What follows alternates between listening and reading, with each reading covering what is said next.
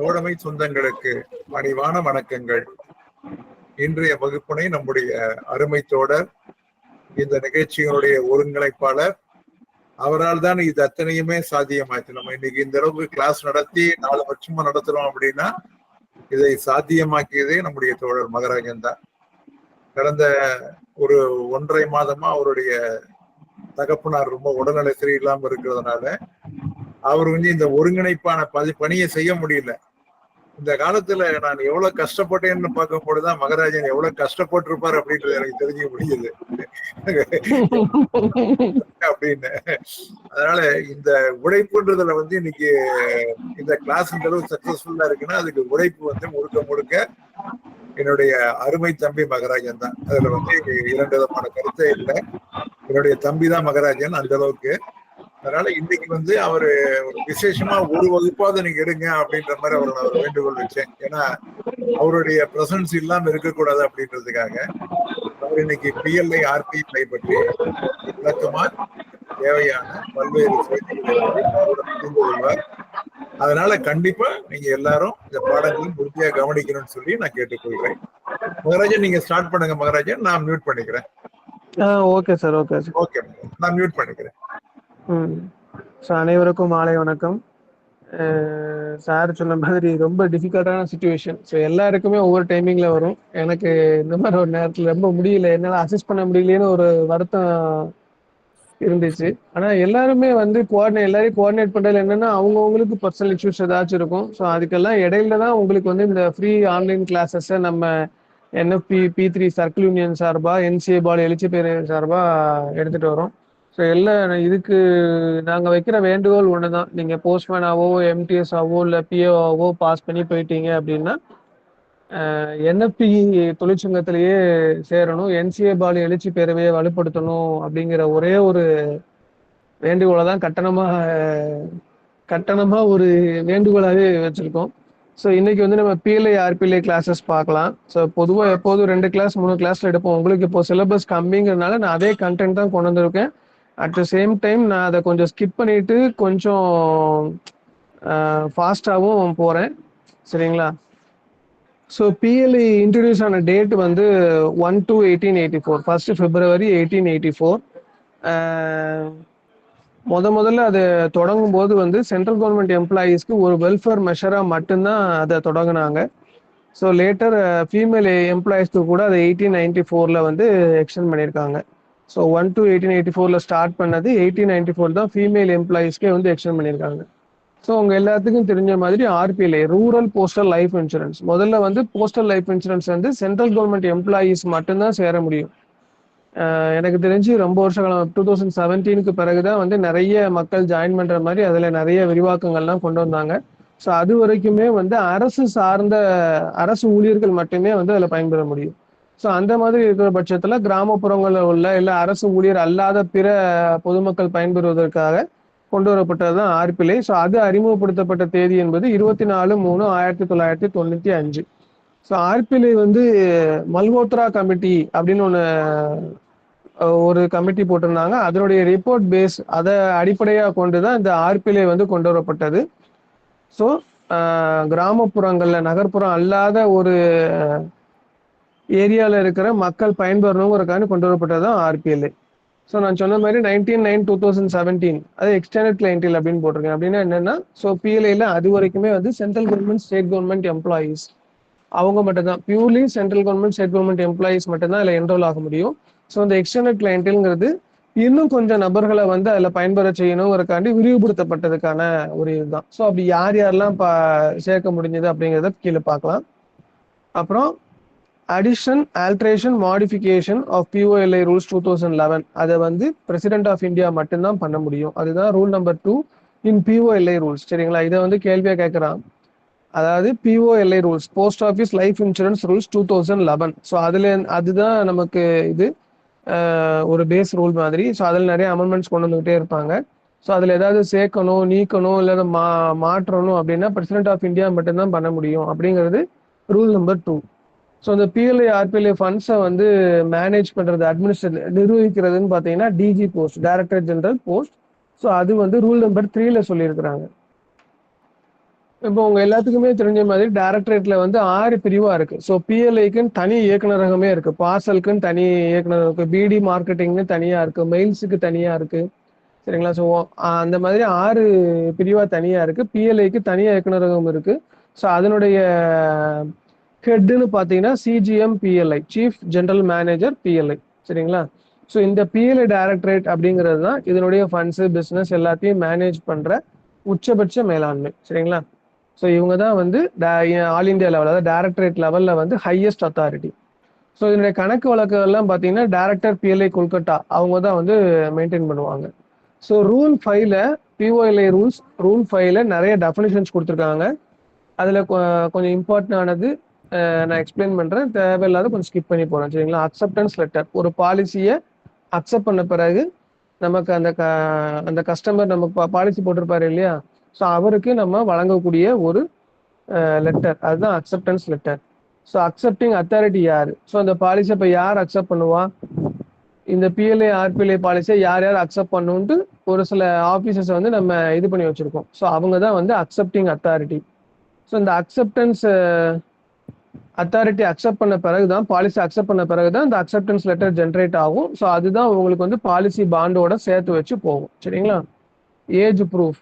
So ஒவ்வொரு பாலிசியோட ப்ரீமியமுமே வந்து அந்த பாலிசியை போடக்கூடிய நபருடைய வயது, அப்புறம் அவர் அந்த பாலிசியை எவ்வளவு காலத்துக்கு போடணும் அப்படிங்கிறத பொறுத்து தான் வந்து பிரீமியம் தொகையானது முடிவு செய்யப்படும். ஸோ அதனால அவருடைய வயது நிரூபிக்கிற மாதிரியான சான்று ஏதாவது ஒன்று அவர் வந்து கொடுக்கணும். ஸோ அதை வச்சு அடுத்த பிறந்த நாளில் அவருடைய வயது என்ன அப்படின்னு நம்மளால கணிக்க முடியணும். ஸோ அதுதான் age proof. Auto paid-up policy அப்படிங்கிறது, அந்த பாலிசி வந்து 3 வருஷம் முடிஞ்சிருக்கும். 36 அல்லது அதுக்கு மேற்பட்ட பிரீமியம் வந்து கட்டப்பட்டிருக்கும். ஸோ அதுக்கப்புறம் பெய்டப்னு ஒரு டெஃபினேஷன் வரும். அது ரெண்டுக்குமே இது ஒன்று தான் டிஃபரன்ஸ். அதாவது 3 வருஷம் முடிஞ்சிருக்கும் அப்படிங்கிறது தான் டிஃபரன்ஸ். ஸோ இதுல 36 பிரீமியம் அல்லது அதுக்கு மேல ஏற்கனவே கட்டியிருப்பாங்க.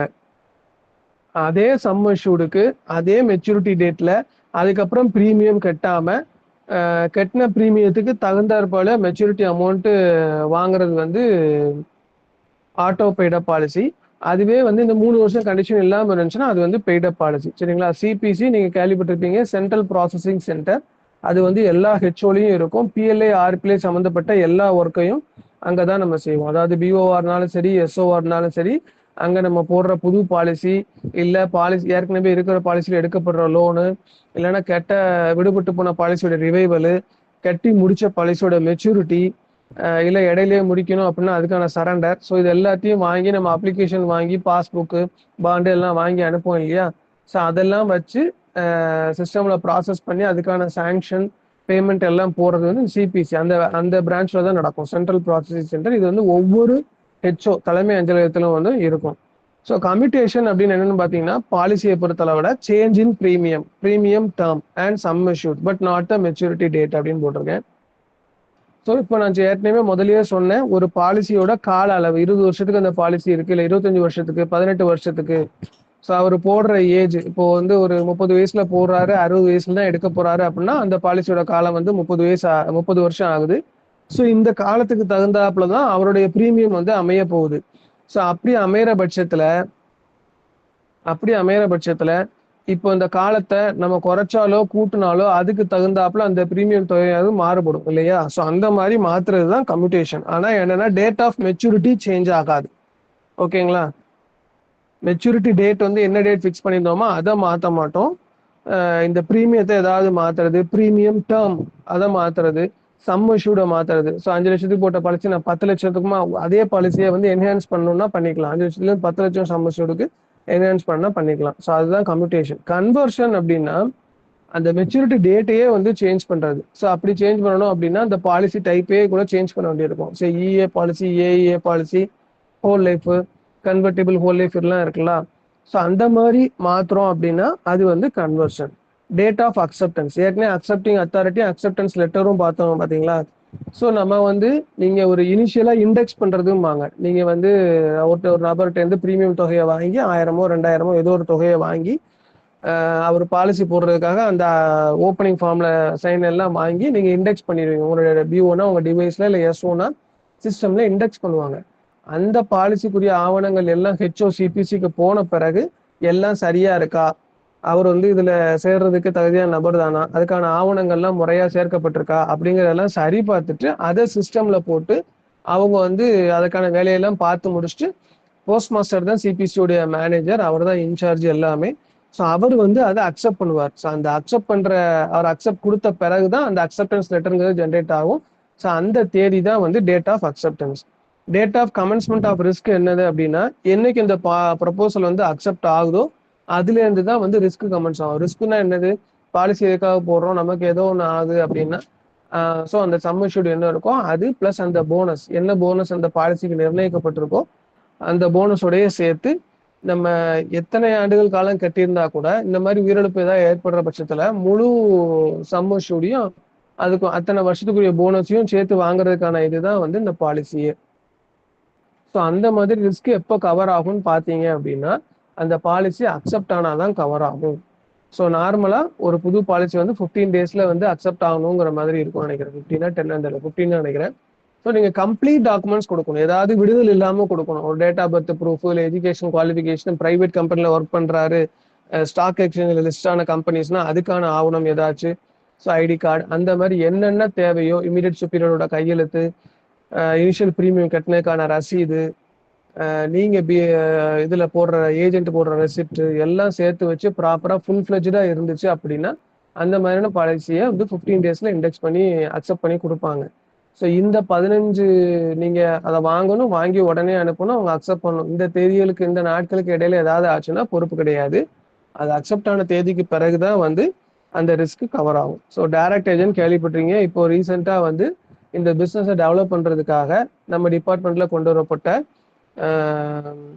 ஏஜென்ட், இப்போ நம்ம ஆர்டிக்கெலாம் ஏஜென்ட் வச்சிருக்கோம் இல்லையா, ஸோ அதே மாதிரி ஏஜென்ட் அவங்களும் வந்து பிஸ்னஸ் பிடிப்பாங்க, அவங்களுக்கு அதுக்கு கமிஷன் கொடுக்கப்படும். ஸோ இதை வந்து டிவிஷனல் ஹெட்டே அப்பாயிண்ட் பண்ணிடுவார். டிவிஷனல் ஆஃபீஸ்லேயே வந்து கால் ஃபார் பண்ணி யார் வராங்களோ அவங்க என்ட்ரி வச்சு கொஸ்டின்ஸ்லாம் கேட்டு செலக்ட் பண்ணிடுவாங்க. ஸோ டைரக்டர் பிஎல்ஐ கொல்கத்தா அவங்க தான் accounts of PLI RPL maintain பண்ணுறாங்கன்னு மேலேயே சொன்னோம். Due date of premium, so ஒவ்வொரு பாலிசிக்கும் தவணை கட்ட வேண்டிய தேதின்னு பார்த்தீங்கன்னா ஒவ்வொரு மாதத்துடைய முதல் தேதி தான். நீங்கள் பாலிசியை எந்த தேதியில் போட்டிருந்தாலும் சரி, அதுக்கு அடுத்து வரக்கூடிய மாதத்துடைய முதல் தேதி தான் தவணை தேதி. ஸோ 2ஆம் தேதியிலிருந்து 30ஆம் தேதியோ இல்லை 31ஆம் தேதியோ இல்லை 28ஆம் தேதி வரைக்கும் இருக்கிறது உங்களுக்கு இருக்கிற கிரேஸ் பீரியட். சரிங்களா, அது தவணைக்கான தேதி இல்லை. ஸோ நாள் கட்டல அப்படின்னாலே அந்த பாலிசி 2ஆம் தேதியிலேருந்தே அந்த மாசத்துக்கு அந்த பாலிசி பேர் வாய்டு பாலிசி, கட்ட தவறி போன பாலிசி தான். ஸோ 30ஆம் தேதி அந்த கிரேஸ் பீரியடுக்குள்ள நீங்க கட்டிட்டீங்கன்னா பாலிசி ஆட்டோமேட்டிக்கா லைவ்ல இருக்கும். சரிங்களா. ஸோ ஃப்ரீ லுக் பீரியட் இது என்ன அப்படின்னா, ஒரு பாலிசி போட்டுட்டாங்க, கஸ்டமர் வந்து உங்ககிட்ட காசு கட்டிட்டாங்க, நீங்களும் ப்ரீமியம் வாங்கிட்டீங்க, மெடிக்கல் இதெல்லாம் செக்அப்லாம் பண்ணி பாலிசி அக்செப்டும் பண்ணியாச்சு, அந்த பாலிசிக்கு வந்து அக்செப்டன்ஸ் லெட்டர் கிரியேட் ஆயிடுச்சு, பாண்டும் ஜென்ரேட் பண்ணியாச்சு, அதை பை போஸ்டோ இல்லை பை ஹேண்டோ அவருக்கு வந்து ஹேண்ட் ஓவரும் பண்ணியாச்சு. பண்ண பிறகு அவர் கையில கிடைச்சதுலேருந்து 15 நாளுக்குள்ள அவர் ஒரு முடிவு எடுக்கிறாரு, இல்லை என் குடும்ப சூழ்நிலை ஏதோ ஒரு விபரீதம் நடக்கலாம், இல்லை ஏதோ ஒரு காரணம், நல்ல காரணமோ கெட்ட காரணமோ ஏதோ ஒன்றுக்காக, இல்லை இதை தொடர்ந்து என்னால் ஒரு 3000 4000 மாசத்துக்கு இது கட்ட முடியுமா என்னன்னு தெரியல, ஸோ இந்த பாலிசியை நான் கட்ட விரும்பலை அப்படின்னு சொல்லி அவர் அதை முடிக்கணும்னு நினைச்சா முடிச்சுக்கலாம். ஸோ அந்த 15 நாளுக்கு பேர் தான் ஃப்ரீ லுக் பீரியட். இந்த 15 நாளுக்குள்ள அந்த முடிவை மாற்றி அவர் பண்ணனா பண்ணிக்கலாம். அதை விட்டாச்சு அப்படின்னா அதுக்கப்புறம் பண்ணவே முடியாது. ஏன்னா 3 வருஷத்துக்கு கழித்து தான் சரண்டரே பண்ண முடியும். ஓகேங்களா. அப்படி பண்றப்போ வந்து எவ்வளவு சரண்டர் வேல்யூ வரும், சில நம்ம கட்டின ப்ரீமியம்ல சர்டன் பெர்சன்டேஜ் தான் சரண்டர் வேல்யூவாவே வரும். ஸோ அப்போ அது அவருக்கு லாஸ் தான். இப்போ இது அப்படின்னா இந்த 15 டேஸ்க்குள்ள அவர் வேண்டான்னு சொல்றாரு அப்படின்னா அந்த அவர் கட்டின ப்ரீமியம் தொகையில இந்த மெடிக்கல் செக்அப் பண்றோம் இல்லையா, அதுக்கு வந்து அந்த டாக்டருக்குலாம் நம்ம ஃபீஸ் கொடுத்துருப்போம். ஸோ அதுக்கான செலவை மட்டும் கழிச்சிட்டு மிச்சத்தை வந்து அப்படியே கொடுத்துருவோம். ஸோ ஜிபிஓ அது நமக்கு தெரியும், சர்க்கிள் ஹெட் குவார்ட்டர்ஸ்ல இருக்கிற ஒரு போஸ்ட் ஆஃபீஸ். அதுக்கு வந்து டைரக்டர் லெவல்ல இருக்க ஒரு ஆஃபீஸர் வந்து ஹெட்டா இருப்பாரு. Head of division SP SSP அவங்களே உங்களுக்கு தெரியும். Head office head post office கேள்விப்பட்டிருக்கீங்க, தலைமை அஞ்சலகம், இமீடியட் சுப்பீரியர். ஸோ இப்போ நம்மளை பொறுத்த அளவுல வந்து நம்ம போஸ்டல் டிபார்ட்மெண்ட்ல வந்து நமக்கு வந்து அப்பாயிண்டிங் அத்தாரிட்டின்னு பார்த்தீங்கன்னா ஐபிஎஸ்பிஸ் இருப்பாங்க, இவங்க இப்போ பிஏ கேடர்ல பார்த்தீங்கன்னா எஸ்பி எஸ்எஸ்பி இருப்பாங்க. ஒரு பெரிய ஆஃபீஸ் அப்படின்னா இமீடியட் சுப்பீரியர்னா அவங்க சூப்பர்வைசர் யார் இமீடியட்டா இருக்காங்களோ அவங்க இருப்பாங்க. ஸோ இதே மாதிரி ஸ்டேட் கவர்மெண்ட்ல கூட ஒவ்வொரு டிபார்ட்மெண்ட்லயும் வந்து சூப்பர்னன்ட் அந்த மாதிரி ஆட்கள் இருப்பாங்க. ஸோ வந்து நம்ம கவர்மெண்ட் ஸ்டாஃப் தான் அப்படிங்கிறதுக்காக இது பண்றதுக்காக தான் அந்த இமீடியட் சுப்பீரியட்டை கையெழுத்து வாங்குறதுங்கிறதெல்லாம் இருக்கு. ஏன்னா முன்னாடி வந்து கவர்மெண்ட் ஸ்டாஃப் மட்டும்தான் போடவே முடியும். ஸோ அந்த இமீடியட் சுப்பீரியர்கிட்ட வந்து அந்த அரசு அலுவலகத்துல உள்ள அவருக்கு அடுத்தபடியான நிலையில உள்ள அதிகாரி யாரோ அவர்கிட்ட கையெழுத்தையும் கொடுப்பாங்க. ஸோ இன்சூர்ட்னா யார் பாலிசி போடுறாரோ அவர் தான் இன்சூர்டு. ஸோ லேப்சிங் ஆஃப் பாலிசி அப்படின்னா 3 வருஷத்துக்கு உள்ள பாலிசி, அதாவது பாலிசி துவங்கப்பட்டு 3 ஆண்டுகள் நிறைவடையாதத பாலிசிகள், 3 ஆண்டுகள் நிறைவடைந்த பாலிசிகள் ரெண்டா பிரிச்சுக்கணும். ஸோ 3 ஆண்டுகள் முடிஞ்சிருந்து அப்படின்னா 12 மாசங்கள் வரைக்கும் ப்ரீமியம் கட்டாம இருந்தா கூட 12வது மாதம் வந்து சேர்த்து கட்டிக்கலாம். ஸோ அது வரைக்கும் அது வந்து லேப்ஸ் ஆன பாலிசின்னு சொல்லுவோம். அதே மாதிரி 3 ஆண்டுகள் நிறைவடையாத பாலிசி வந்து 6 மாசம் வரைக்கும். சரிங்களா? ஸோ லைஃப் இன்சூரன்ஸ் இது வந்து என்ன அப்படின்னா அதாவது அரசும் இப்போ நம்ம வந்து அரசு துறை.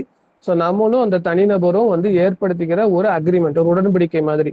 நீங்க இவ்வளவு காசு கட்டுறீங்க மாசம் மாசம், இவ்வளவு ரூபாய்க்கு வந்து சம் இன்சூர்டுக்கு இவ்வளவு பிரீமியம் கட்டுறீங்க. ஸோ உங்க உயிருக்கு ஏதாவது ஆகிற பட்சத்துல உங்களுடைய சார்ந்த நபர்களுக்கு, நீங்க வாரிசு நியமித்திருக்கவங்களுக்கு நாங்க வந்து இவ்வளவு காசு கொடுப்போம். ஸோ அந்த மாதிரி ஒரு நம்ம போடுற ஒரு கான்ட்ராக்ட் தான் இது. இப்படி இப்படி இருக்கணும், இப்படி இருக்கக்கூடாது, இப்படி இருந்தால் தான் நாங்கள் காசு கொடுப்போம். ஸோ அந்த மாதிரி டேர்ம்ஸ் அண்ட் கண்டிஷன்ஸ்ல நம்ம கொடுக்குற ஒரு contract.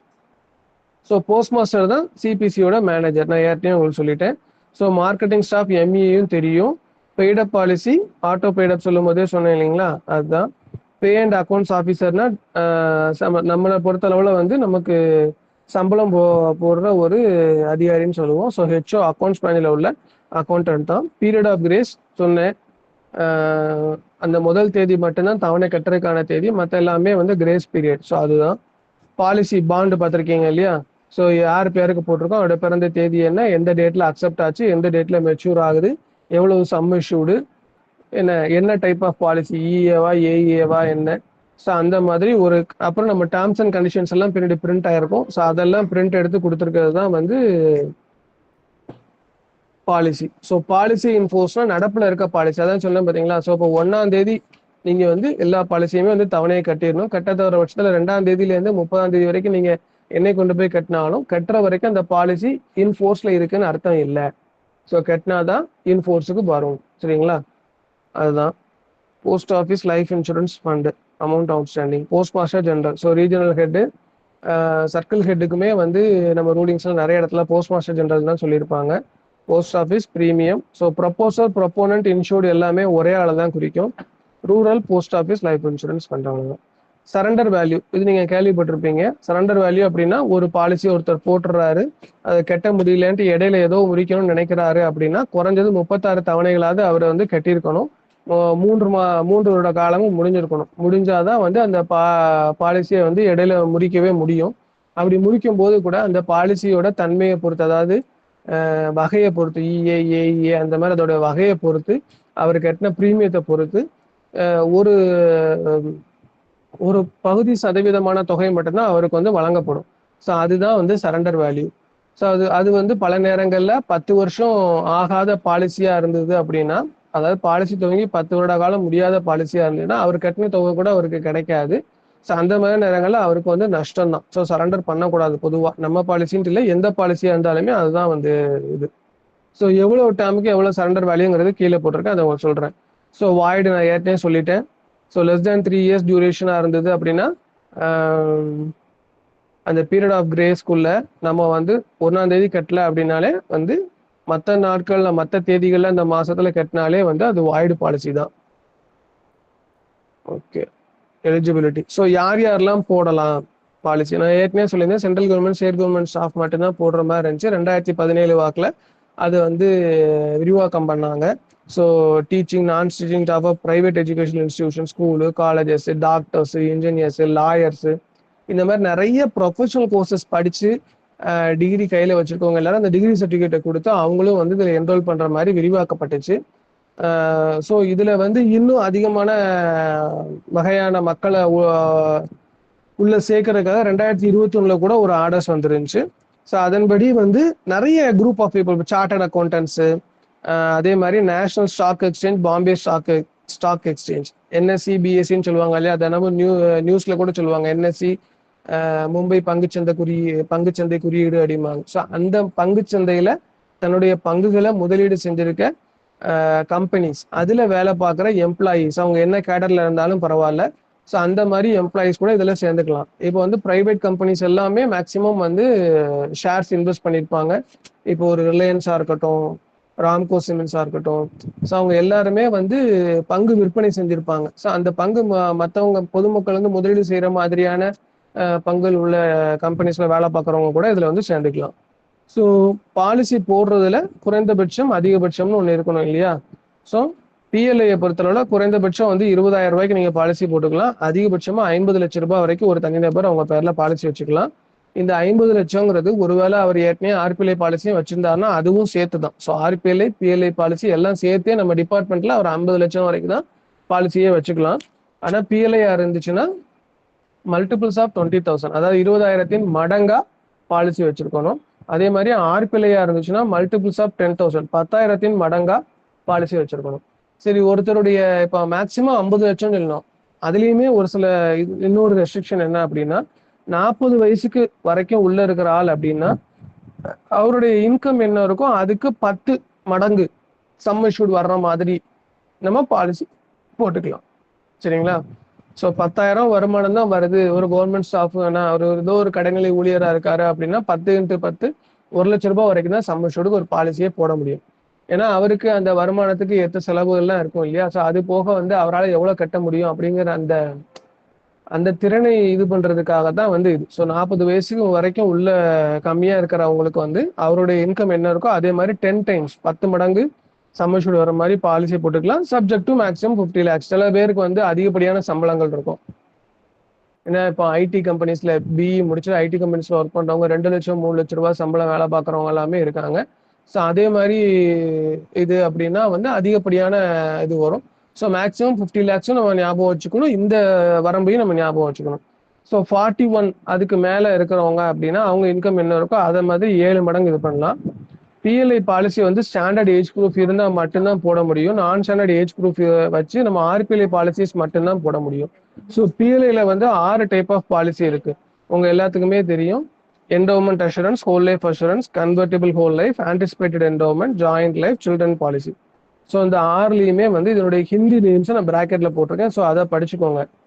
Santhosh, Suraksha, Suvidha, Sumangali, யுகல் Suraksha. Children policy வந்து பால் பீமன் ஜீவ யோஜனா நினைக்கிறேன். ஸோ இந்த ஹிந்தி நேம்ஸை கூட அந்த இங்கிலீஷ் நேமை கொடுத்து ஹிந்தி நேம் கூட கேட்டிருக்காங்க, இல்லை ஹிந்தி நேமை கொடுத்து இங்கிலீஷ் நேமை கூட கேட்பாங்க. ஸோ இதை கூட நீங்க படிச்சுக்கணும். So joint life insurance Yugal சுரக்ஷாங்கிறது ஹஸ்பண்ட் அண்ட் ஒய்ஃப் போடுற மாதிரியான பாலிசி. அது வந்து 1/8/1997 தான் நடைமுறை கொண்டு வரப்பட்டது. அதே மாதிரி குழந்தைகளுக்கான பாலிசி வந்து 20/1/2006. ஸோ அதுல இருந்து தான் கொண்டு வரப்பட்டிருக்கு. ஸோ இப்போ இந்த நம்ம மேல பார்த்த டைப் ஆஃப் பாலிசியோட பெனிஃபிட் என்ன, ஏஜ் லிமிட் என்ன, வேற ஏதாவது ரிமார்க்ஸ் இருக்குதா அப்படின்னு பார்க்கலாம். ஸோ என்டோமெண்ட் அஷூரன்ஸ் பாலிசி பார்த்தீங்கன்னா 19 55 வயசு வரைக்கும் உள்ள நபர்கள் மட்டும்தான் அதுல சேரவே முடியும். சரிங்களா? Multiples of 10K PLI policy வந்து multiples of 10K. RPLI minimum தான், சாரி மேலே சொல்லும்போது மாற்றி சொல்லிட்டேன். மினிமம் 10,000 ஆர்பிஎல்ஐல, பிஎல்ஐல மினிமம் 20,000.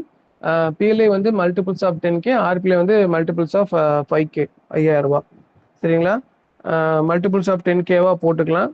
நம்ம ஏற்கனவே சொன்ன மாதிரி அந்த பாலிசிக்குரிய போனஸ் ரேட்டு என்ன இருக்கோ ஒவ்வொரு நிதியாண்டுக்கும் சொல்லுவாங்க. அந்த ரேட்டு என்ன இருக்கோ அந்த காலகட்டத்தில் அவர் கட்டுற தவணைக்கு அந்த போனஸ் ரேட் போட்டு கொடுத்துருவாங்க. ஸோ 5 வருஷத்துக்கு முன்னாடி சரண்டர் எதுவும் பண்ண முடியாது. அதே மாதிரி 5 வருஷம் கழிச்சு ரெடியூஸ் சம் அஷ்யூர்ட் போட்டு அதுக்கு தகுந்த மாதிரி போனஸோ ஏதோ பண்ணணும்னா பண்ணிக்கலாம். Assignee nominee will get full sum assured. இதுல இருந்து அசைன்மெண்ட்னு ஒரு கான்செப்ட் ஒன்று இருக்கு, அது பின்னாடி வரும், அப்போ எக்ஸ்பிளைன் பண்றேன். ஸோ நாமினி வந்து வாரிசாளர் போடுவோம் இல்லையா? ஸோ நமக்கு ஏதோ ஒன்று ஆச்சு அப்படின்னா அவங்க வந்து வாங்கிக்கலாம். ஸோ அதே மாதிரி ஹோல் லைஃப் அஷூரன்ஸ் அதுவும் 19 to 55 தான். இதுல என்ன அப்படின்னா சம் அஷ்யூர்டு இது பண்ணிடுவாங்க. அந்த போனஸ் வந்து 80 வயசு அப்பந்தான் வந்து அவருக்கு கிடைக்கும். ஸோ இதை வந்து நம்ம கட்டக்கூடிய காலம் அப்படிங்கிறது, பிரீமியம் கட்ட வேண்டிய காலங்கிறது 55 வயசு வரைக்கும், 58 வயசு வரைக்கும், 60 வயசு வரைக்கும் நம்ம வழக்கமா பாலிசி போடுறோம் பார்த்தீங்களா? அது மாதிரி இதுலயும் இந்த 50, 55, 58, 60ங்கிற காலத்தை நம்ம நிர்ணயம் செஞ்சுக்கலாம். அது வரைக்கும் தவணையை கட்டினா போதும். ஆனா இது வந்து இப்ப நம்ம மேல சொன்ன இஏ பாலிசி வந்து 60 வயசுல கட்டுறோம்னா 60 வயசுல முடிஞ்சிடும், பாலிசியை மெச்சூர் பண்ணி எடுத்துருவோம். ஆனா இந்த ஹோல் லைஃப் அஷூரன்ஸ் வந்து அவருடைய 80 வயசுல தான் வந்து நீங்க அந்த மெச்சூரிட்டி வேல்யூ வந்து எடுக்க முடியும். ஒருவேளை அதுக்கு முன்னாடி அந்த பாலிசி போட்ட நபருக்கு வந்து ஏதாவது ஒன்று ஆச்சு அப்படின்னா அவருடைய லீகல் ஹேர்ஸ் இல்லை வாரிசுதாரருக்கு வந்து கொடுக்கப்படும். இதுல என்ன அப்படின்னா ப்ரீமியம் வந்து அந்த இஏவோட இதுல கம்மியா இருக்கும். ஏன்னா வந்து நீங்க 60 வயசு வரை கட்டினாலும் 80 வயசு 20 இன்னும் கூடுதலான 20 வருஷம் வந்து கவர்மெண்ட் கிட்ட உங்களுக்கு காசு இருக்கு போனாலும் அதை விட இதுல ப்ரீமியம் கம்மியா இருக்கும். அதனால வந்து இதுல அந்த கிடைக்கிற மெச்சூரிட்டி அமௌண்ட்டும் வந்து அதிகமா இருக்கும். சரிங்களா? இந்த ஹோல் லைஃப் அஷூரன்ஸ் பாலிசியை வந்து என்டோமெண்ட் அஷூரன்ஸ் பாலிசியா கூட கன்வெர்ட் பண்ணிக்கலாம். 59 இயர்ஸ் அந்த பாலிசியோட 59 வயசு முடிகிற வரைக்கும் அதை மாத்தணும்னா அவர் வந்து மாத்திக்கலாம். ஸோ மாத்தினா கன்வர்ஷன் போட்டா அதுக்கு தகுந்த மாதிரி ப்ரீமியம் எல்லாம் சேஞ்ச் ஆகும், போனஸ் ரேட் எல்லாம் மாறும், அவர் கொடுக்கக்கூடிய அமௌண்ட் வந்து அதுக்கு தகுந்தாப்புல அட்ஜஸ்ட் ஆகும். சரிங்களா? அந்த கணக்கு எல்லாம் அதுக்கு தகுந்தாப்புல மாறும். கன்வெர்டிபிள் ஹோல் லைஃப் இது என்ன அப்படின்னா அந்த மேல சொன்ன 2 பாலிசியோட சேர்ந்த உருவம் தான் இது. அதாவது என்னன்னா இந்த பாலிசியை வந்து நம்ம போடும்போது நமக்கு வயசு வந்து 19 to 50 இருக்கும். இதுல ஒரு ஆப்ஷன் ஒன்று கொடுக்குறாங்க. இந்த பாலிசி போட்டு 5 வருஷம் முடிஞ்சு 5 வருஷத்துல இருந்து 6வது வருஷம் முடியறதுக்குள்ள 5 வருஷம் முடிஞ்சிருக்கணும். அதே சமயத்துல 6வது வருஷம் முடியறதுக்குள்ள நம்ம வந்து இந்த கன்வெர்டிபிள் ஹோல் லைஃபை வேணும்னா ஹோல் லைஃப் அஷூரன்ஸ் பாலிசியா வந்து மாத்திக்கலாம். சரிங்களா? அப்படி மாத்தணும் அப்படின்னா அதுக்கு தகுந்த மாதிரியான இது இருக்கும். இல்ல அதாவது என்டோமெண்ட் அஷூரன்ஸ் பாலிசியா மாத்திக்கலாம். சரிங்களா? அந்த 5 பாலிசி போட்டு 5 வருஷம் முடிஞ்சு 6வது வருஷம் முடியறதுக்குள்ள அந்த இன்சூர்டு அதாவது பாலிசி போட்ட நபருடைய வயது 55 மிகாமலும் இருக்கணும். இந்த மாதிரி இருக்கிற பட்சத்துல இந்த கன்வெர்டிபிள் ஹோல் லைஃப் அஷூரன்ஸ் பாலிசியை என்டோமெண்ட் அஷூரன்ஸ் பாலிசியா வந்து அவரும் மாத்திக்கலாம். அப்படி மாத்தாம விட்டுட்டாரு அப்படின்னா ஸோ இந்த 6வது வருஷம் முடிஞ்ச பிறகு இந்த பாலிசி ஆட்டோமேட்டிக்காவே ஹோல் லைஃப் அஷூரன்ஸ் பாலிசியா மாறிடும். ஸோ என்டோமெண்ட் அஷூரன்ஸ் பாலிசினா என்ன? நான் எந்த வயசு வரைக்கும் ப்ரீமியம் கட்டணும் முடிவு பண்றேனோ அந்த வயசு முடியும் போது மெச்சூரிட்டி அமௌண்ட்டையும் வாங்கிடுவேன். ஸோ ஹோல் லைஃப் அஷூரன்ஸ் பாலிசினா என்ன? எந்த வயசு வரைக்கும் ப்ரீமியம் கட்டணும் முடிவு பண்றனோ அது முடிஞ்ச பிறகு நான் ப்ரீமியம் கட்ட வேண்டாம், என்னோட 80வது வயசுல தான் ஆனா வந்து மெச்சூரிட்டியை வெளியே வாங்க முடியும். அதுக்கிடையில ஏதாவது எனக்கு ஒன்று ஆச்சு அப்படின்னா என்னுடைய நாமினி இல்லை லீகல் ஹேர் வந்து வாங்கிட்டு போவாங்க. ஸோ அவரு வேணும்னா 55 வயசு அவருக்கு ஆகாம இருந்தது, பாலிசி போட்டு 5 இயர்ஸ் ஆயிடுச்சு, 6 இயர்ஸ் முடியல அப்படின்னா இஏவா கன்வெர்ட் பண்ணிக்கலாம். அப்படி கன்வெர்ட் பண்ணல அப்படின்னா இது ஆட்டோமேட்டிக்கா ஹோல் லைஃபா கன்வெர்ட் ஆயிரும். ஹோல் லைஃபா கன்வெர்ட் ஆச்சுன்னா அவரு முடிவு பண்ண வயசு வரைக்கும் ப்ரீமியம் கட்டணும், ஆனா மெச்சூரிட்டி 80 வயசுல தான் வாங்க முடியும். சரிங்களா? அப்புறம் ஆன்டிசிபேட்டட் என்டோமெண்ட் அஷூரன்ஸ் பாலிசி இது வந்து ஒரு மணி பேக் பாலிசி. ஒவ்வொரு குறிப்பிட்ட கால இடைவெளியில ஒரு குறிப்பிட்ட தொகை வந்து நம்ம கைக்கு வந்துகிட்டே இருக்கும். ஸோ இதுல 2 விதம் தான், ஒன்னு 15 இயர் டேர்ம், இன்னொன்னு 20 இயர் டேர்ம். நீங்க நினைச்ச மாதிரி வந்து அந்த நான் 45 50 53 55 58 இப்படி கட்டுறேங்கிற மாதிரி சொல்ல முடியாது நீங்க. ஸோ இதுல 2 வகையான பாலிசி தான். நீங்க போட்ட தேதியிலேருந்து 15 வருஷத்துக்கு, நீங்க போட்ட தேதியிலேருந்து 20 வருஷத்துக்கு. ஸோ 15 வருஷம் பாலிசி போடணும்னா மேக்ஸிமம் என்ன இருக்கணும்? ஸோ நம்ம மேக்ஸிமம் 60 வயசு சென்ட்ரல் கவர்மெண்ட் ரிட்டையர்மெண்ட் ஏஜ் அதை ஞாபகம் வச்சுக்கோங்க. ஸோ அதை ஞாபகம் வச்சுக்கிட்டீங்க அப்படின்னா ஸோ 45ல போட்டா 45 + 15 60 அது.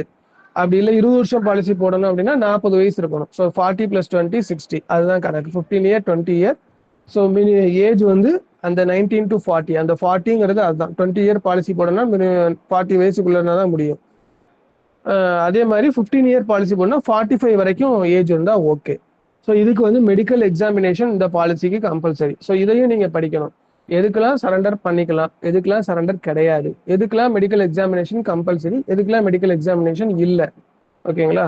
அந்த மாதிரி. ஏன்னா சில இப்போ இஏ பாலிசி எல்லாம் பாத்தீங்கன்னா மெடிக்கல் எக்ஸாமினேஷன் பண்ற மாதிரியும் இருக்கு, பண்ணாம பாலிசி போடுற மாதிரியும் இருக்கு. அதை நான் பின்னாடி கீழே போட்டிருக்கேன், அவங்க எக்ஸ்பிளைன் பண்றேன்.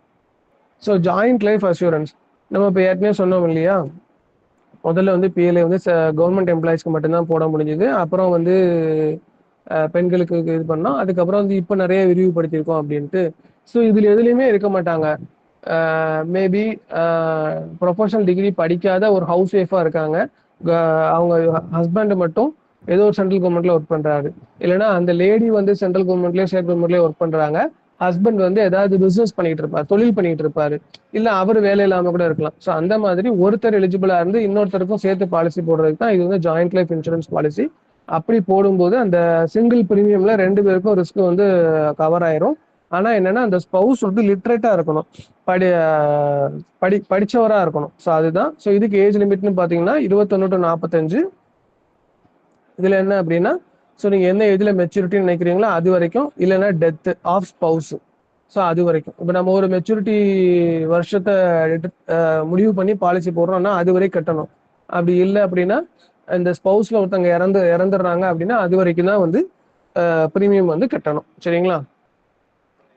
அதே மாதிரி நம்ம பாலிசி போடுறப்ப இன்னொன்று கவனமா பார்த்து வச்சு போட வேண்டியது என்ன அப்படின்னா, இவங்க 2 பேர்ல யாரு மூத்தவங்களோ அவங்களுடைய வயசை மெச்சூரிட்டி தேதி அப்போ 60 ஆகாம இருக்கணும். அதாவது 60க்கு மிகாமல் இருக்கணும். 60 தாண்டி போயிடக்கூடாது. ஸோ மெச்சூரிட்டி அந்த மாதிரி கனெக்ட் பண்ணி தான் நம்ம பாலிசி போடணும். இதுல வந்து 5 இயர்ல இருந்து 20 இயர் வரைக்கும் டேர்ம் வச்சு நம்ம பாலிசி போடலாம்.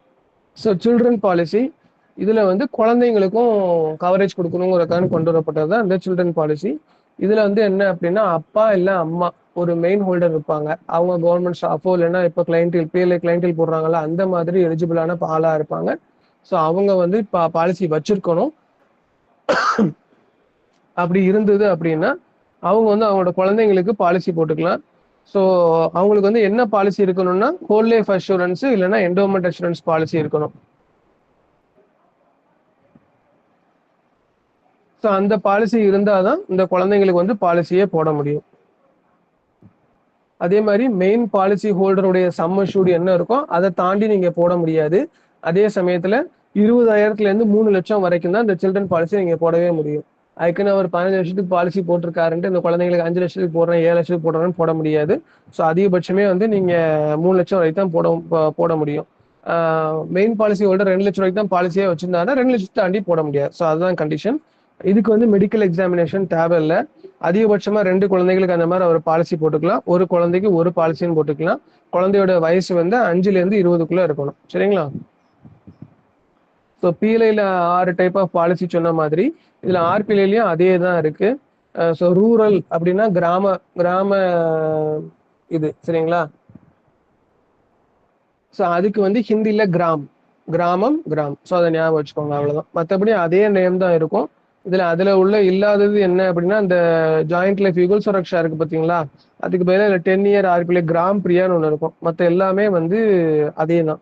So children policy Hindi name Bal Jeevan Bima 20/1/2006. இந்த 10 இயர் ஆர்பிஎல்ஐ பாலிசி வந்தது வந்து 24/3/1995. ஸோ ஆர்பிஎல்ஐயே வந்து பிப்ரவரி 95 தான் வந்து வந்திருக்கும்.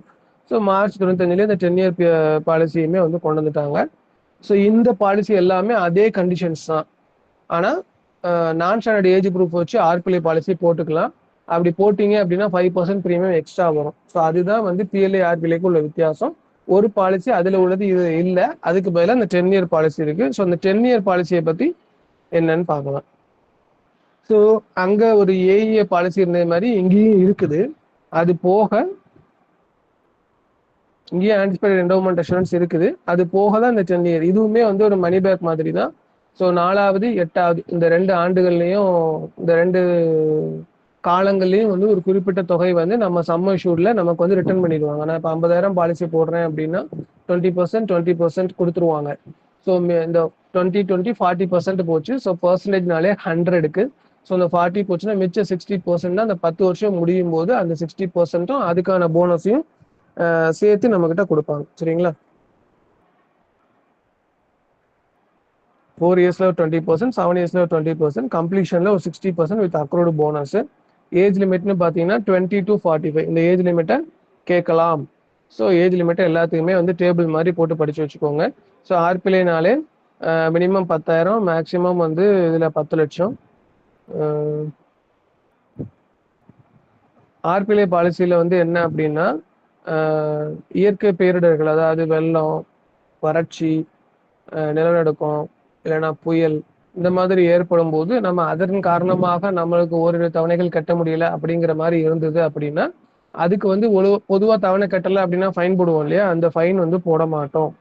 சரி, நான் 2 மாசம் 3 மாசம் சேர்த்து கட்டுறேன், 6 மாசம் சேர்த்து கட்டுறேன், அப்ப எனக்கு ஏதாவது டிஸ்கவுண்ட் மாதிரி கொடுக்கணும்ல, ஸோ ரிபேட்டு. ஸோ ஆர்பிஎல்ஐல பாத்தீங்கன்னா வந்து 3 ஸ்லாப் இருக்கு. ஸோ 3 மாசம் சேர்த்து கட்டினாலே ரிபேட் இருக்கு. ஆனா பிஎல்ஐல அப்படி கிடையாது. 3 மாசம் சேர்த்து கட்டினாலாம் கிடையாது. குறைஞ்சபட்சமே 6 மாசம் 12 மாசம் தான். ஸோ ஆர்பிஎல்ஐல வந்து 0.512, அதாவது 3 மாசம் 6 மாசம் 12 மாசம். இதுல வந்து 3 மாசம் கட்டினா கிடையாது. 6 மாசம் 12 மாசம் தான். அதே 1% 2% தான் கொடுப்பாங்க. ஓகேங்களா? யுகல் சுரக்ஷா பாலிசிக்கு மட்டும் டிஃபரெண்டான ஒரு ரிபேட் ஸ்ட்ரக்சரு. 3 மாசத்துக்கு நீங்க சேர்த்து கட்டினீங்க அப்படின்னா 3 மாசம் ப்ரீமியம்ல என்ன இருக்கோ அதை 1 மந்த் ப்ரீமியம்ல 2%. அதே 6 மாசத்துக்கு சேர்த்து கட்டினீங்கன்னா 1 மந்த் ப்ரீமியம்ல 10%. 12 மாசத்துக்கு சேர்த்து கட்டினீங்கன்னா 1 மந்த் ப்ரீமியம்ல 50% ரிபேட்டா கிடைக்கும். ஸோ யுகல் சுரக்ஷானா என்னன்னு இதுல இந்த ஜாயிண்ட் லைஃப் இன்சூரன்ஸ் அந்த பாலிசி தான். ஸோ எந்தெந்த பாலிசிக்கு வந்து மெடிக்கல் எக்ஸாமினேஷன் கம்பல்சரி அப்படின்னு பாத்தீங்கன்னா, இஏ பாலிசி என்டோமெண்ட் அஷூரன்ஸ் பாலிசியில 35 வயசுக்கு உள்ளேயே ஒருத்தர் மெச்சூரிட்டி போட்டு எடுக்கிறாரு அப்படின்னா அவருக்கு வந்து மெடிக்கல் எக்ஸாமினேஷன் கம்பல்சரி. அதே மாதிரி ஏஇஏ யுகல் சுரக்ஷா பாலிசிஸ்க்கு கம்பல்சரி. ஸோ ஞாபகம் வச்சுக்கோங்க. ஓகேவா? இஏ பாலிசியில 35 வயசுக்கு உள்ள மெச்சூரிட்டி போட்டு எடுக்கிறாங்கன்னா கம்பல்சரியா மெடிக்கல் எக்ஸாமினேஷன் பண்ணணும். ஏஇஏ பாலிசி யுகல் சுரக்ஷா பாலிசியும் கம்பல்சரி. அதே மாதிரி 40 வயசுக்கு மேல அதே சமயத்துல சம்மர்ஷூடும் வந்து 5 லட்சத்துக்கு மேல இருக்குது அப்படின்னா மெடிக்கல் எக்ஸாமினேஷன் கம்பல்சரி. 2 லட்சம் ரூபாய் வரைக்கும் பிஎல்ஐ பாலிசி போடுறாங்க அப்படின்னா அது என்ன ஏஜா இருந்தாலும் சரி அதுக்கு வந்து நான் மெடிக்கல் பாலிசியாவே வந்து நம்ம போட்டுக்கலாம். ஆர்பிஎல்ல அதே மாதிரி 35 வயசுக்கு மேல சம்மர்ஷூட் 1 லட்சத்துக்கு மேல இருந்தாலே வந்து நம்ம ஆர்பிஎல்ஐ பாலிசி கண்டிப்பா மெடிக்கல் எக்ஸாமினேஷன் பண்ணணும். அதே மாதிரி நான் மெடிக்கல் ஆர்பிஎல்ஐ பாலிசி வித் நான் ஸ்டாண்டர்ட் ஏஜ் ப்ரூஃப் வந்து 25,000 வரைக்கும் தான் போட முடியும். ஸோ நான் ஸ்டாண்டர்ட் ஏஜ் ப்ரூஃப் வச்சு பாலிசி போடுறது ஆர்பிஎல்ஐ பாலிசி மட்டும்தான் போடவே முடியும். அதுல நான் மெடிக்கலா போடணும்னா 25,000 வரைக்கும் தான் போட முடியும். ஸோ பிஎல்ஐல என்ன சொன்னோம், 2 lakh வரைக்கும் இரஸ்பெக்டிவ் ஆஃப் ஏஜ் லிமிட் வந்து நான் மெடிக்கல் பாலிசியா போட்டுக்கலாம். ஆர்பிஎல்ல 25,000 வரைக்கும் தான் போட முடியும் நான் மெடிக்கல் பாலிசி நான் ஸ்டாண்டர்ட் ஏஜ் ப்ரூஃப் வச்சு. ஓகேங்களா? நான் ஸ்டாண்டர்ட் ஏஜ் ப்ரூஃப் வச்சு போட்டோம் அப்படின்னா அதுல மேக்ஸிமம் சம் அஷ்யூர்ட் வந்து 1 லட்சம் தான். இப்போ நீங்க நான் ஸ்டாண்டர்ட் ஏஜ் ப்ரூஃப் நான் மெடிக்கல் பாலிசியா இருந்தா 25,000. நான் மெடிக்கல் பாலிசி இல்லை மெடிக்கல் பாலிசி தான் போடுறேன். ஏன்னா 25,000 தாண்டி போயிடுச்சுன்னா மெடிக்கல் எக்ஸாமினேஷன் பண்ணி ஆக வேண்டியிருக்கும். ஸோ ஆனால் நான் நான் ஸ்டாண்டர்ட் ஏஜ் ப்ரூஃப் வச்சிருக்கேன்னா ஸோ அது அப்போ லிமிட் வந்து 1 lakh. எப்பவுமே நான் ஸ்டாண்டர்ட் ஏஜ் ப்ரூஃப் வச்சு போட்டீங்கன்னா 5% ப்ரீமியம் வந்து வழக்கமா இருக்கிறத விட அதிகமாக இருக்கும். சரிங்களா? அதே மாதிரி நான் ஸ்டாண்டர்ட் ஏஜ் ப்ரூஃப் வச்சு பாலிசி ஆர்பிஎல்ஐ பாலிசி போடுறப்போ அவங்களுடைய வயசு வந்து 45 வயசுக்கு மிகாமல் இருக்க வேண்டும். இதெல்லாம் வந்து முக்கியம். ஸோ இந்த பேராகிராஃப் அந்த இதை உங்களுக்கு நோட்ஸை வந்து நான் அப்படியே குரூப்ல ஷேர் பண்றேன். இந்த பிரிண்ட் அவுட் எடுத்து கூட படிங்க. ஓகேங்களா? ஒவ்வொரு பாயிண்ட்டும் வந்து இதுல முக்கியம். ஸோ டெத் கிளைம் சரிங்களா? எந்தெந்த நேரத்துல இறந்து போறாங்க அப்போ நம்ம என்ன மாதிரி கொடுக்குறோம் அப்படின்னா பாலிசி போட்டு 1 வருஷத்துக்கு முன்னாடியே இறந்து போயிடுறாரு அப்படின்னா சரண்டர் சம் அஷ்யூர்ட்ல வந்து 35% பிளஸ் போனஸ் போட்டு 1 yearல இருந்து 2 yearsக்குள்ள இறந்து போறாருன்னா 60% of the sum assured plus bonus. 2 to 3னா 90%. ஆஃப்டர் 3 yearsனா வந்து 100% ஆஃப் த சம் அஷ்யூர்ட். சரிங்களா? அதே மாதிரி மெடிக்கல் ஸ்கீம்ல வந்து இது வந்து நான் மெடிக்கல் ஸ்கீம்ல தான் இந்த இது நான் மெடிக்கல் ஸ்கீம்ல ஒரு பாலிசி போடுறாங்க, அவர் இறந்து போயிடுறாரு, அப்போ என்ன மாதிரி வந்து டெத் கிளைம் வந்து கொடுப்போம் அப்படிங்கிறது. இதுவே மெடிக்கல் ஸ்கீம்லன்னா அவர் வந்து ஒரு மருத்துவர்கிட்ட அனுப்பி நம்ம மெடிக்கல் செக்அப் எல்லாம் பண்ணி அவரு நல்ல உடற்தகுதியோடு தான் இருக்காருன்னு சொல்லி தான் போடுறோம். அப்படித்தானே? ஸோ எந்த வகையான பாலிசி எந்த லிமிட்டான பாலிசிக்கு எந்த நிலையில உள்ள ஒரு மருத்துவ அதிகாரி வந்து அந்த உடல் ஆய்வு செய்யணும் அப்படிங்கிறது வந்து இருக்கு. என்ன அப்படின்னா சம் அஷ்யூர்ட் 5 lakhs வரைக்கும் இருந்துச்சுன்னா assistant civil surgeon or above. எம்ஓனா மெடிக்கல் ஆஃபீஸர். சரிங்களா? Medical officer equivalent to assistant civil surgeon or above. அதாவது ஒன்னு ஒரு அசிஸ்டன்ட் சிவில் சர்ஜனா இருக்கணும், இல்ல மெடிக்கல் ஆஃபீஸர்னு சொல்லுவாங்க. அப்படி இருக்காரு அப்படின்னா அவர் இந்த அசிஸ்டன்ட் சிவில் சர்ஜன் சொல்றோம் பாத்தீங்களா, அதுக்கு நிகரான ஒரு மருத்துவ அதிகாரியா இருக்கணும். ரிட்டையர்டு மெடிக்கல் ஆஃபீஸரா இருந்தாருன்னா அவர் கிரேட் 2 ரிட்டையர்டு மெடிக்கல் ஆஃபீஸரா இருக்கும். ஸோ அவங்க வந்து 5 lakhs வரைக்கும் உள்ள சம் அஷ்யூர்ட் பண்ணலாம். அதே மாதிரி 5 to 10 lakhsனா யார் பண்ணலாம்? Deputy civil surgeon or above. அதே மாதிரி 10 lakhsக்கு மேல இருந்தா சிவில் சர்ஜன் தான் பண்ண முடியும். சரிங்களா? ஸோ இது ஒரு டேபிள் மாதிரி போட்டிருக்கோம். அப்புறம் உமன் ப்ரொபோசர், லேடி தான் பாலிசி போடுறாங்க, என்ன அந்த மாதிரி மருத்துவ ஆய்வு பண்றது வந்து ஒரு பெண் மருத்துவர் தான் பண்ணணும்னு நினைச்சாங்கன்னா அதையும் நம்ம வந்து ஏற்படுத்தி கொடுக்கணும். இப்ப இந்த மேல சொன்னோம் பாத்தீங்களா, அந்த 5 லட்சம் வரைக்கும் 10 லட்சம் வரைக்கும் அப்படி இந்த மாதிரி வகை வாரியா பொதுவா வந்து கோட்டங்கள்ல வந்து மருத்துவ அதிகாரிய நிர்ணயிக்கிறது இல்ல. ஹையஸ்ட் ரேங்க் சிவில் சர்ஜன் போட்டிருக்காங்க பாத்தீங்களா, டிஸ்ட்ரிக்ட் சிவில் சர்ஜன் ரேங்க்ல இல்ல ஒரு மெடிக்கல் ஆஃபீஸரையே வந்து இது பண்ணிடுவாங்க. ஸோ அவங்கள தேடி கண்டுபிடிச்சு ஒவ்வொரு ஹெச்ஓக்கும் ஒரு டாக்டர்ஸை பிடிச்சி வச்சிருப்பாங்க. ஸோ இது யார் டிசைட் பண்ணுவாங்கன்னா அந்த டிவிஷனல் கிட்டே வந்து டிசைட் பண்ணிக்குவார். அவர் தான் எல்லா ரேஞ்ச் ஆஃப் பாலிசிக்குமே போடுவார். ஏன்னா அதுக்கு மற்றவங்க எல்லாம் வந்து இவரோட ரேங்க் கம்மியானவங்க தான். ஸோ இவர் ஹையஸ்ட்ங்கிறப்ப ஒன்றும் ப்ராப்ளம் இல்லை, அதிகப்படியான ஆஃபீஸர்ட்ட தான் நம்ம வாங்குறோங்கிற மாதிரி போடுவாங்க. So allopathic registered medical practitioner, ஆர்எம்பினா ரிஜிஸ்டர்ட் மெடிக்கல் ப்ராக்டிஷனர், அவரு கூட வந்து 5 லேக் வரைக்கும் பாலிசிஸ்க்கு மெடிக்கல் எக்ஸாமினேஷன் பண்ணலாம். ஒன்று அவங்களோட வேலை பார்க்குற இடத்துலையோ இல்லைன்னா வீட்லேயோ வச்சு மெடிக்கல் எக்ஸாமினேஷன் பண்ணலாம். மெடிக்கல் எக்ஸாமினேஷன் பண்ணி அவர் வந்து ஒரு சர்டிஃபிகேட் கொடுக்குறாரு பார்த்தீங்களா, அது வந்து 60 days தான் வேலிட். அதுக்குள்ளே இந்த பாலிசியை வந்து நம்ம இண்டெக்ஸ் பண்ணுறது, அக்செப்ட் பண்ணுறது எல்லாமே செஞ்சு வெளியே போகணும். அப்படி இல்லை அப்படின்னா 60 நாளை தாண்டிச்சுன்னா செகண்ட் மெடிக்கல் ஒப்பீனியன் போடணும். நம்ம சைடில் பிரச்சனை இருந்துச்சு அப்படின்னா அந்த செகண்ட் மெடிக்கல் ஃபீயை வந்து நம்ம டிபார்ட்மெண்ட்டே வந்து ஏற்றுக்கணும். சரி, அப்போ ஒவ்வொரு சப்மிஷூடுக்கும் ஒரு மெடிக்கல் எக்ஸாமினேஷன் ஃபீஸ் இருக்குன்னு சொன்னோம்ல. டாக்டருக்கு வந்து 5 லட்ச ரூபா உள்ள பாலிசியா இருந்தா அதுக்கு ஒரு ஃபீஸ், 10 லட்ச ரூபாய் வரைக்கும் உள்ள பாலிசினா அதுக்கு ஒரு ஃபீஸ். ஸோ அதுதான் இந்த ஸ்லாபு 50, 70, 120, 150. சரிங்களா? ஸோ 10 லட்ச ரூபாய் வரைக்கும் உள்ள பாலிசி 10 to 20 லட்சம், எக்ஸீடிங் 20 lakhs. ஸோ 50, 70, 120. இது ரிவைவல் கேஸ்க்கு 150 ஃபார் ஈச் ஒப்பீனியன். சரிங்களா?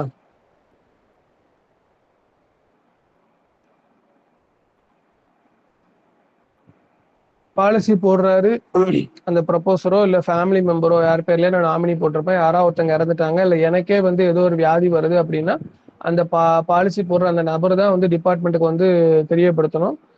கரெக்டா தெரியப்படுத்தி அவர் வந்து ஒரு ஃப்ரெஷ் மெடிக்கல் ஒப்பீனியன் கூட நம்ம வாங்கிட்டு தான் அந்த பாலிசியை போடணும்.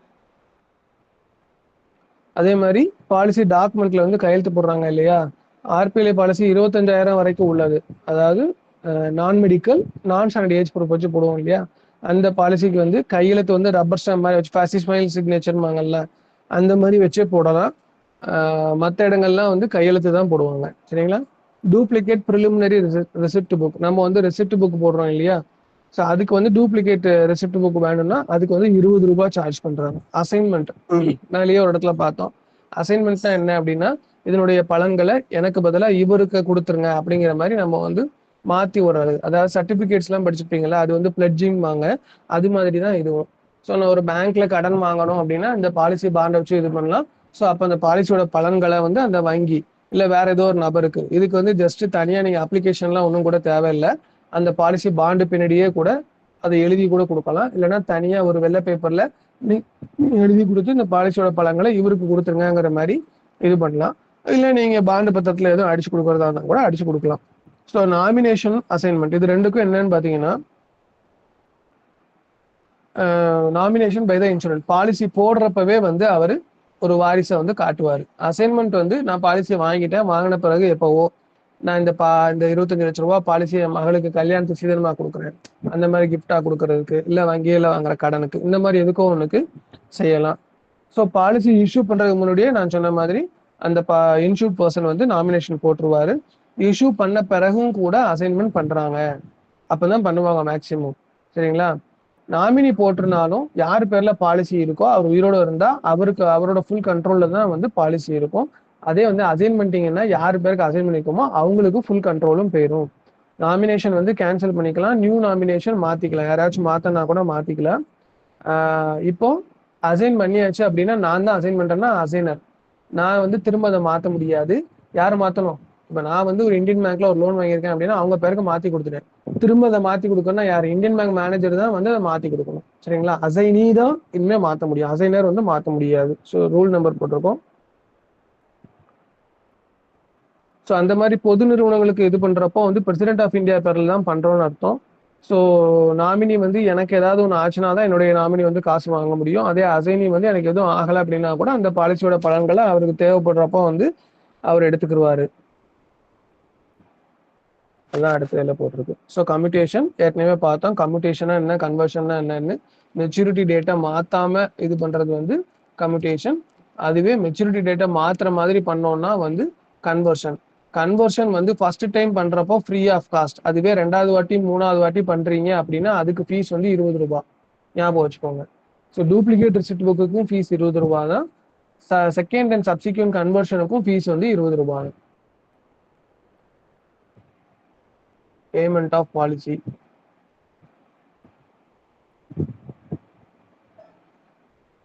So maturity benefit, survival benefit, death claim இதெல்லாம் வந்து நம்ம அந்த ஒவ்வொன்றுத்துக்கும் ஒரு சிட்டிசன்ஸோட டைமிங் போட்டிருக்கு.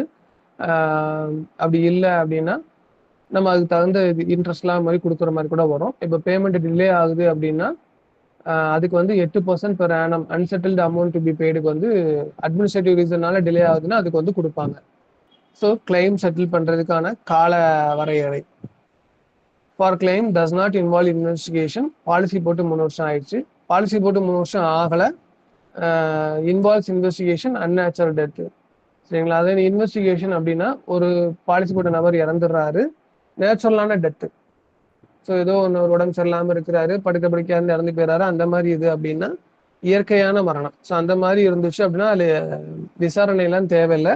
பாலிசி போட்டு 3 வருஷம் ஆயிருந்துச்சுன்னா அதை கொண்டு வந்து கொடுத்தாங்க அப்படின்னா 4 நாள்லேருந்து 30 நாளுக்குள்ள அதுக்கு வந்து இது பண்ணிடுவாங்க, சாங்ஷன் போட்டு கொடுத்துருவாங்க. அதுவே 3 வருஷத்துக்கு உள்ளதான் ஆயிருக்கு. அன்நேச்சுரல் டெத் அப்படின்னா என்னது? சூசைடு. அந்த மாதிரி ஏதாவது பண்றாங்க அப்படின்னா 47 டேஸ்லேருந்து 90 டேஸ்.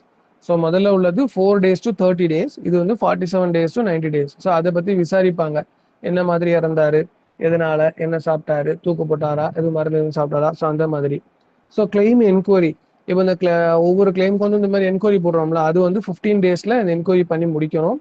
6 daysல அதுக்கான ரிப்போர்ட் ரெடி பண்ணி கொடுக்கும். ஸோ டோட்டலா 21 daysல என்கொயரி எல்லாம் பண்ணி அதுக்கான ரிப்போர்ட்டையே வந்து கொடுக்கணும். ஸோ இந்த 21 days வந்து அந்த 47 daysல 90 daysனு இருக்கு பார்த்தீங்களா, அதுக்குள்ள அடங்கும். ஓகேங்களா? அப்ரூவல்.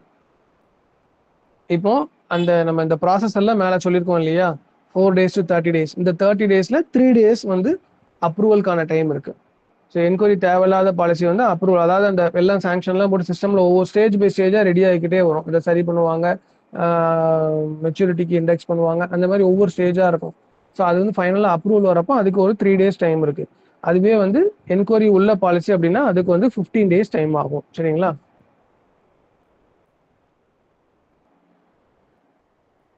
இதெல்லாம் முக்கியமானது இல்லை.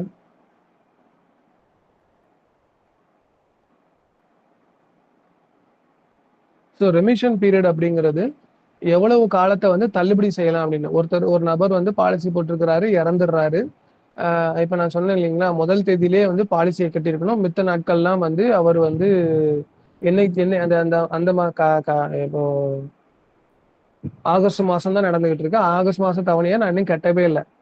ஓகேங்களா? 1ஆம் தேதி தான் தவணை தேதி, மிச்ச தேதியெல்லாம் கிரேஸ் பீரியட்னு சொல்லிட்டேன். இந்த எந்த டேட்ல கட்டினாலும் அதுக்கு ஸோ அந்த மாதிரி கட்டாம ப்ரீமியம் இருக்கும் பாத்தீங்களா, அதை எத்தனை மாசங்கள் தள்ளுபடி செய்யலாம் அப்படிங்கிறது. சரிங்களா? இப்போ இறப்பு வந்து பாலிசி போட்டு 6 மாசத்துக்குள்ள நடந்தது அப்படின்னா எல்லா ப்ரீமியமும் கண்டிப்பா கட்டி தான் ஆகணும். அதே 6 மாசத்துல இருந்து 12 மாசத்துக்குள்ள அப்படின்னா 30 days அதை தள்ளுபடி செய்யலாம். 12 மாசத்துல இருந்து 24 மாசத்துக்குள்ள இறப்பு நடக்க அப்படின்னா 60 days 2 மாசத்துக்கு இது பண்ணுவாங்க. அதே 24 மாசத்துல இருந்து 36 மாசம் அந்த பீரியடுக்குள்ள இறப்பு நடக்குது அப்படின்னா 90 நாட்கள் வரைக்கும் தள்ளுபடி செய்யலாம். ஓகேங்களா? ஸோ இது நம்ம ஏற்கனவே பார்த்துட்டோம். 6 months டிஃபால்ட்டு, 12 month டிஃபால்ட்டு நம்ம ஏற்கனவே சொல்லிட்டோம். அதே மாதிரி ரிவைவல். இப்போ பாலிசி வந்து டிஃபால்ட்டா 6 மாசம் 12 மாசம் கட்டாம விட்டு நம்ம மொத்தமா கட்டுறோம் பாத்தீங்களா, ஸோ இந்த மாதிரி வந்து ரிவைவல் வந்து எனி நம்பர் ஆஃப் டைம்ஸ் வந்து பண்ணலாம், எத்தனை முறை வேணாலும் பண்ணிக்கலாம். அதுக்கு வந்து ஒரு இதே கிடையாது. சரிங்களா?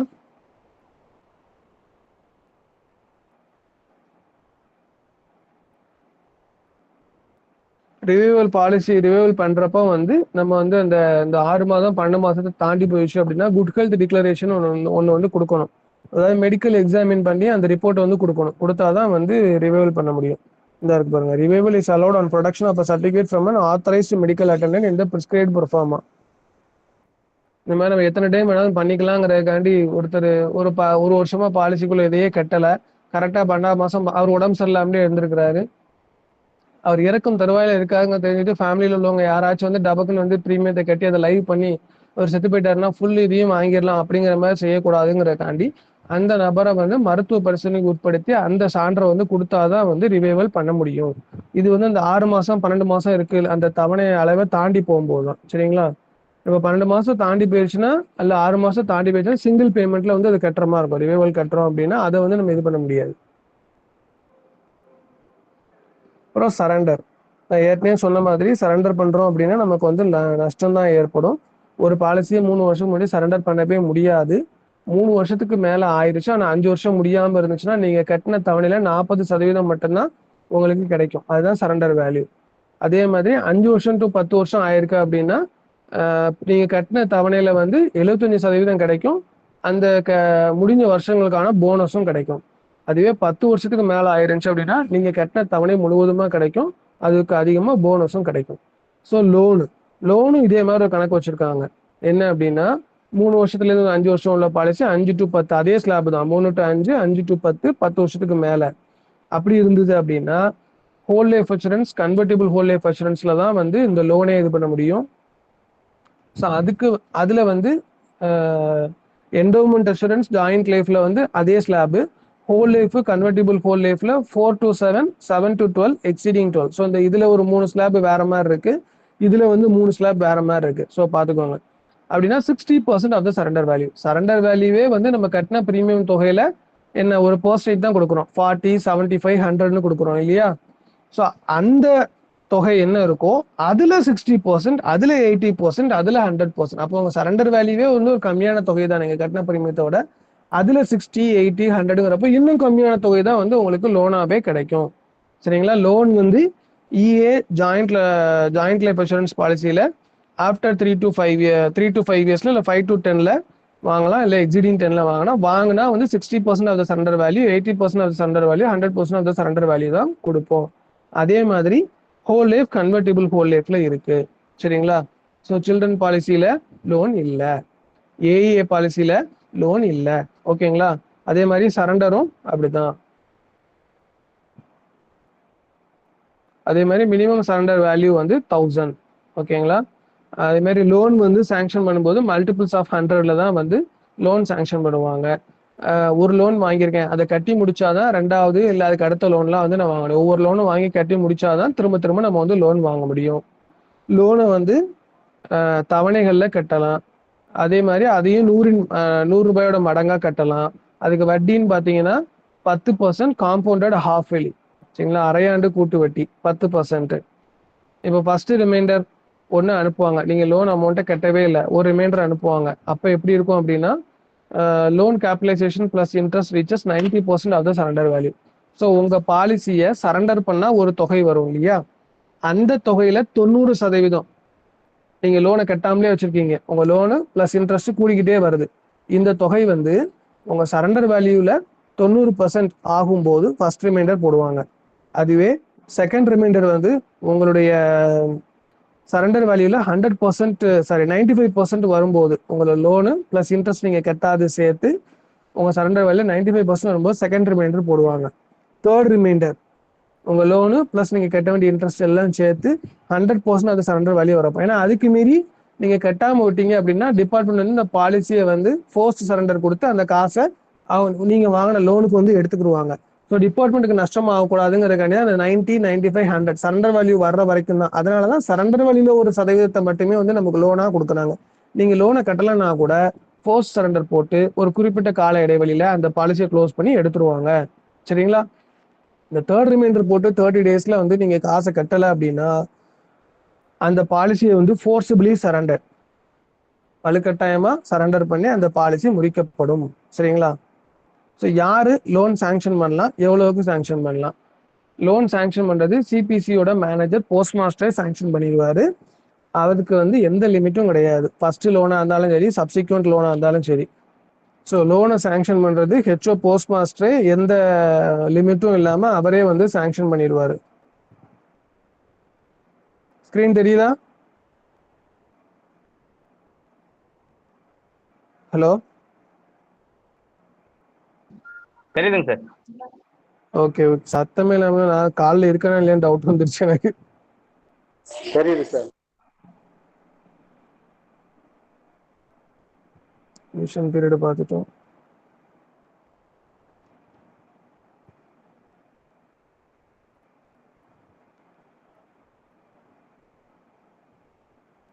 சரண்டர் லோன் வந்து போஸ்ட் மாஸ்டர் எவ்வளவு நாள் சாங்ஷன் பண்ணிக்கலாம். அதே மாதிரி ஒருத்தர் வந்து லோன் வாங்கியிருக்கிறாரு, அவர் வந்து கட்டாம விட்டுறாரு, ஆனா அவர் இறந்து போயிறாரு, கிளைம் ஆகுதுன்னா அந்த ஃபோர்ஸ் சரண்டர் வந்து ஆட்டோ சரண்டர் வந்து அப்ளை ஆகாது. சரிங்களா? அதே மாதிரி அந்த பாலிசியோட மெச்சூரிட்டி டேட் வந்து அடுத்த ஓராண்டு காலத்துக்குள்ள இருந்துச்சுனாலும் போஸ்ட் சரண்டரோ இல்லைன்னா அந்த ஆட்டோ சரண்டரோ வந்து அப்ளிகபிள் ஆகாது. மெச்சூரிட்டி ஆகுதுன்னா அதுலேருந்தே காசு எடுத்துக்கலாம்ல. ஸோ அது the outstanding balance of the loan with interest will be record from the value of the policy at the time of settlement of the claim. So கிளைமை செட்டில் பண்றப்போவோ இல்லைன்னா இந்த பாலிசி மெச்சூர் ஆகிற அந்த டைமிங்லயோ நமக்கு லோன் பிளஸ் இன்ட்ரெஸ்ட் எவ்வளோ வர வேண்டியிருக்கோ அதை அட்ஜஸ்ட் பண்ணிட்டு மிச்சத்தை தான் வந்து அவங்களுக்கு கொடுப்போம். ஓகேங்களா? அதே மாதிரி சூசைட் கேசஸ்க்கு வந்து பேமெண்ட் கொடுக்கணும் அப்படின்னா 12 months கழிச்சு தான் பேமெண்ட் கொடுப்போம். இது வந்து ஒரு பாலிசி ஹோல்டர் இருக்காரு, நான் தான் இருக்கேன், 1 கோடி ரூபாய்க்கு பாலிசி போட்டிருக்கேன், நான் செத்துட்டா வந்து 1 கோடி ரூபாய் கிடைக்கும், நான் நாமினேஷன் போட்டிருக்க நபரு யாரோ ஒருத்தங்க என்ன கொலை செஞ்சுட்டாங்க அப்படின்னா என்னோட லீகல் ரெப்ரஸன்டேட்டிவ் பண்ற பட்சத்துல அப்ப அதுக்கு என்கொயரி நடக்கும்போது அந்த நபருக்கு வந்து இந்த காசை வந்து கொடுக்க மாட்டாங்க. சரிங்களா? ஸோ ஏற்கனவே 2 ஃபீஸ் பார்த்தோம். ப்ரிலிமினரி ரெசிப்ட் புக்கு கன்வர்ஷனுக்கு 20 ரூபான்னு பார்த்தோம். இப்போ டூப்ளிகேட் பாலிசி போடணும்னா 100 ரூபாய். ஓகேவா? Duplicate policy document will be approved at the CPC level. 10 lakhs வரைக்கும் உள்ள டூப்ளிகேட் பாலிசி டாக்குமெண்ட் சிபிசிலேயே அப்ரூவ் பண்ணிடுவாங்க. அதுக்கு மேல உள்ள தொகைக்கு டூப்ளிகேட் பாலிசி டாக்குமெண்ட் போடுறோம் அப்படின்னா அது வந்து head of the division SP இல்லை எஸ்எஸ்பி அப்ரூவ் பண்ணுவாங்க. இது ஏற்கனவே 20 ரூபாய் பார்த்தோம். ஹை வேல்யூ பாலிசினா எக்ஸீடிங் 20 lakhs. ஓகேங்களா? ஸோ அது கூட கேட்கலாம். ஹை வேல்யூ பாலிசினா என்ன அமௌண்ட், ஹை வேல்யூ மணி ஆர்டர்னா எவ்வளவு அப்படின்னு கேட்பாங்க இல்லையா? அதே மாதிரி ஹை வேல்யூ பாலிசினா எவ்வளவு ரூபாய்க்கு மேல இருந்தா ஹை வேல்யூ பாலிசி அப்படின்னு இது பண்ணலாம். அதே மாதிரி மெச்சூரிட்டி அதர் கிளைம்ஸ் அப்போ இப்போ வந்து விட்னஸ் போட வேண்டிய தேவையே இல்லை. ஸோ இது வந்து போனஸ் ரேட்டு இதே தான் இப்போவும் இருக்கு. நான் வந்து ஆக்சுவலா 2020-21 போட்டிருக்கேன். இதே போனஸ் ரேட் தான் இப்போவும். அதாவது ஹோல் லைஃப் கன்வெர்டிபிள் ஹோல் லைஃபுக்கு வந்து 76%. அதாவது ஒரு 1000 ரூபாய்க்கு வந்து 76 ரூபாய். ஆர்பிஐல வந்து அதுவே 60 ரூபாய் தான். என்டோமெண்ட் அஷூரன்ஸ்ல வந்து 52 ரூபாய். ஒவ்வொரு 1000 ரூபாய்க்கும் 52 ரூபாய். ஆர்பிஐல 48 ரூபாய். ஜாயிண்ட் லைஃப்க்கும் 52, சில்ட்ரனுக்கும் 52, சில்ட்ரனுக்கு இங்க 48, இங்க ஏஇஏல தான் 48, இங்க வந்து 45. ஸோ ஆர்பிஐல வந்து நீங்க பாத்தீங்கன்னாலே தெரியும் அந்த போனஸ் ரேட் வந்து கம்மியாகும். இது போக டெர்மினல் போனஸ்னு சொல்றாங்க. அது என்ன அப்படின்னா ஒவ்வொரு 10,000 ரூபாய் சம் அஷ்யூர்டுக்கும் 20 ரூபாய் ஒரு டெர்மினல் போனஸ் முடிக்கும் போது கொடுப்பாங்க. அதே மாதிரி இங்கேயும் அதே தான். ஒவ்வொரு 10,000 ரூபாய்க்கும் 20 ரூபாய், அதிகபட்சமா 1000 ரூபாய் தான் கொடுப்பாங்க. இது என்ன அப்படின்னா ஒரு பாலிசி நம்ம கிட்ட போட்டு 20 வருஷத்துக்கு மேல நம்ம கிட்ட சஸ்டெயின் ஆயிருந்தது அப்படின்னா ஒரு போனஸ் மாதிரி. சரிங்களா? முடிக்கும் போது முன்னாடி எம்ஐஎஸ் அக்கௌண்ட் க்ளோஸ் பண்ணும்போது ஒரு போனஸ் ஒரு அமௌண்ட் கொடுப்பாங்க. அதான் policy term should be 20 years or more போட்டு அது நடப்புல இருந்திருக்கணும். நம்ம கிட்ட 20 வருஷ காலம் தொடர்ச்சியா அவங்க வந்து கட்டி மெச்சூரிட்டி வாங்குறாங்க அப்படின்னா அவங்களுக்கு இந்த டெர்மினல் போனஸ் வந்து கொடுப்போம்.